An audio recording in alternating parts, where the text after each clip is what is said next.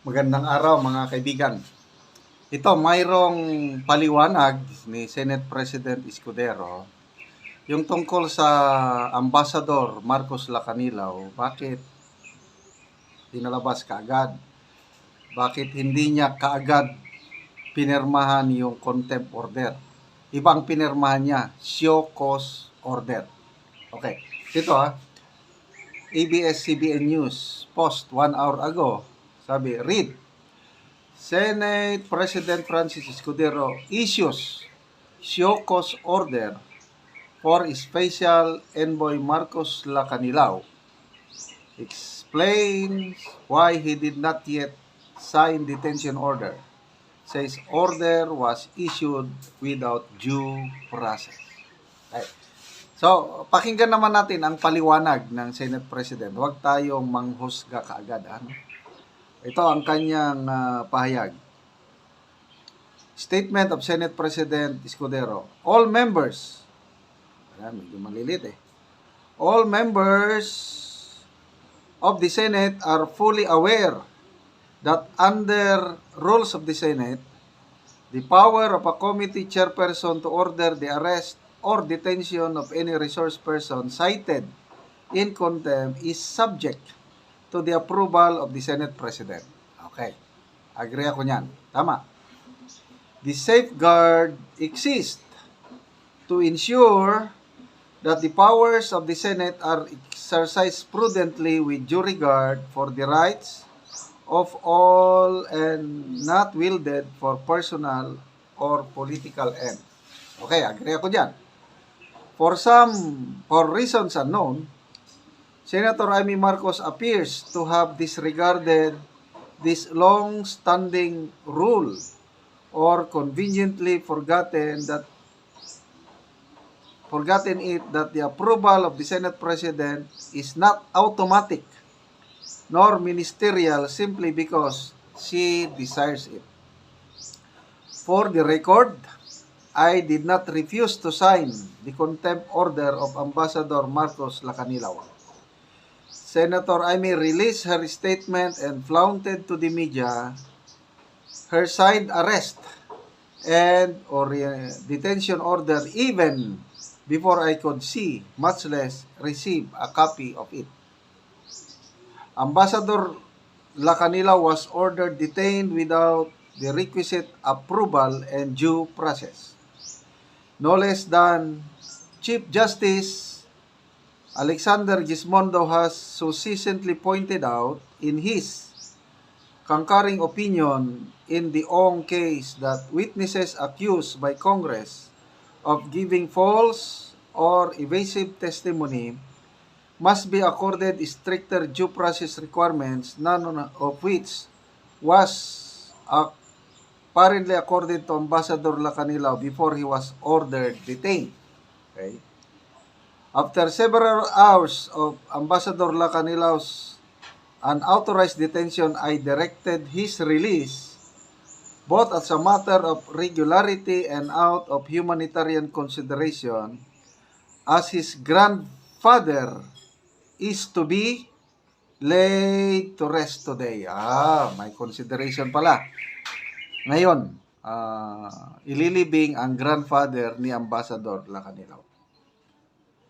In order to comply with the requisite of due process, I am issuing a show cause order today for Ambassador Lacanilaw to explain within 5 days why he should not be cited in contempt as requested by Senator Amy Marcos. I shall decide on whether or not to sign his arrest, detention only thereafter.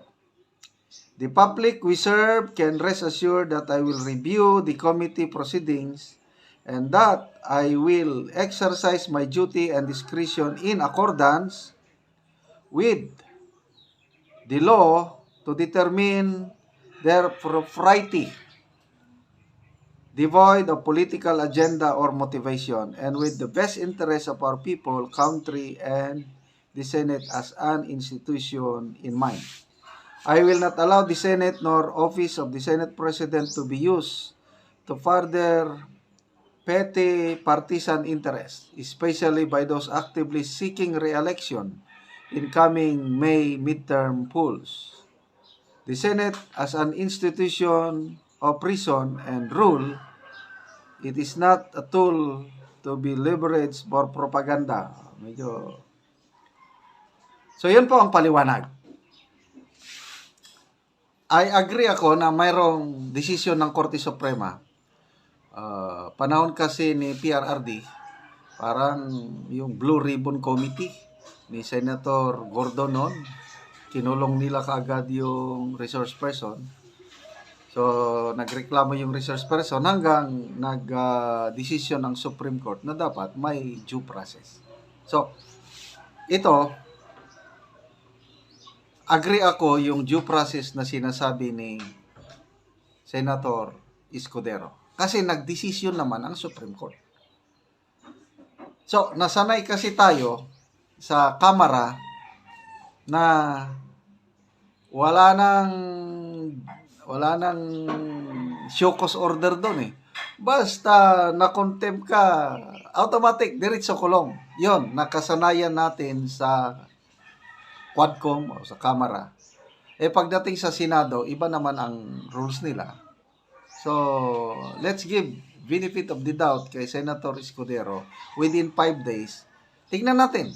Saka na lang tayo maghusga kung yung desisyon niya. Kasi, yung nakapanood sa hearing, ako, opinion ko lang ito, klaro naman na kung ano-ano na lang sinasabi ng ambasador nito. Hindi niya masagot yung bakit siya ang pumirma for the Republic of the Philippines. Yun ang hindi niya masagot-sagot. Okay, ito, may post si Edwin Amora. Bakit ka pumirma? Sabi niya.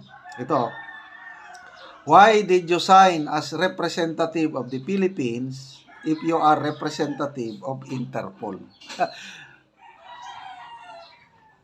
Wala siyang, sa naintindihan ko, wala siyang authority, wala siyang personality to sign for the Republic of the Philippines. At sa kung ano-anong sagot niya, yun na.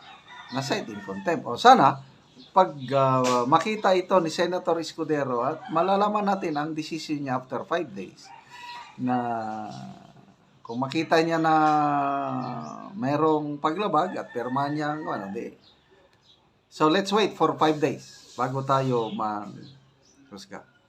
Mga kaibigan, salamat sa inyong pagsubaybay sa ating channel at nakakatulong kayo ng malaki sa Tribong Talandig. Ang sweldo sa channel na ito is pantulong sa Tribong Talandig. Namimigay tayo ng libreng yero at pako sa tribo para ma-repair ang sira-sira nilang bahay. Panoorin nyo ang video na ito. Una ni sila ang natagaan og gero. Yehey! Natagaan na ulaman. So sa isinta ni sila kabalay ang naa sa Sitio Garden nga natabangan na og gero. Salamat kay Sir. Salamat kay Sir. Natagaan yun ni Juan Sen.